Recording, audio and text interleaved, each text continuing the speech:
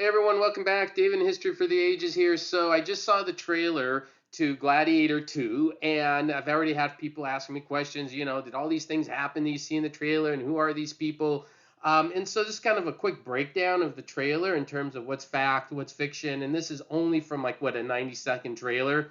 I will tell you, look, if you're going to see a Ridley Scott movie, don't assume it's going to be historically accurate, right? The first Gladiator movie, that was just historically a mess. It was a great movie. I actually liked that movie a lot, but it wasn't that accurate. Same thing with Napoleon. That was a real mess.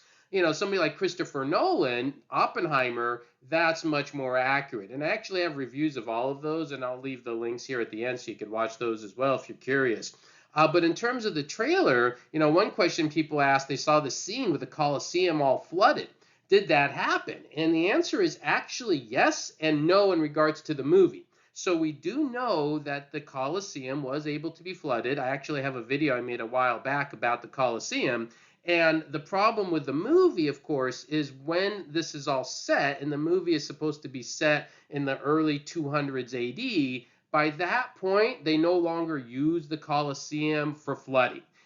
It was only used for flooding for naval battles in the first maybe generation. Then they replaced it with what's called the hypogeum, which is kind of the underbelly of the Colosseum. And so, more than likely, by the time the movie takes place, there weren't any naval battles there.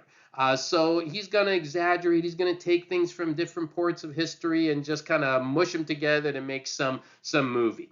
The other thing about the movie that I could tell you is it seems to be set in what we call the crisis of the third century. There do seem to be like two emperors there that ruled at the same time. That is accurate. Until again, I see the movie and see how they're portrayed and so forth. I can't tell you exactly how accurate those figures are going to be.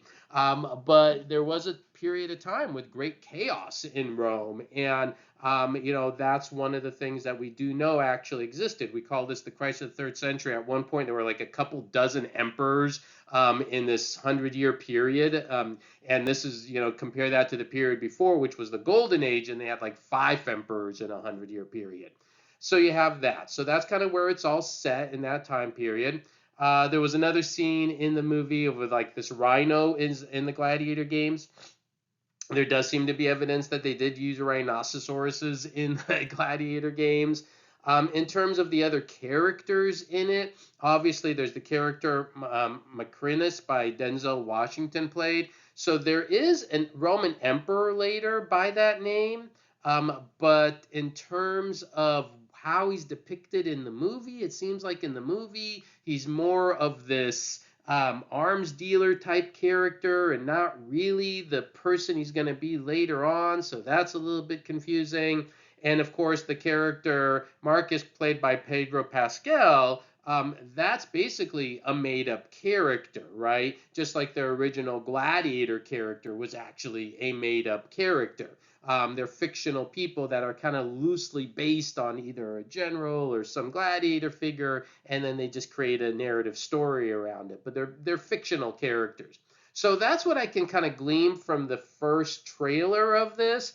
Again, there's more I could kind of break down if I spend a little bit more time, but just as a quick overview, there's some things in it that it seems like he's doing what he usually does, which takes a historical time period, exaggerates it, changes the roles of characters.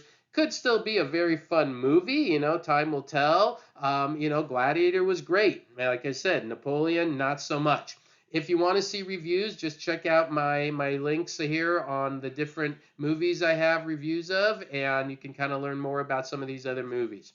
All right, anyways, we'll see how the movie turns out, but at least we got a little bit of an insight from the trailer. Everyone have a great day.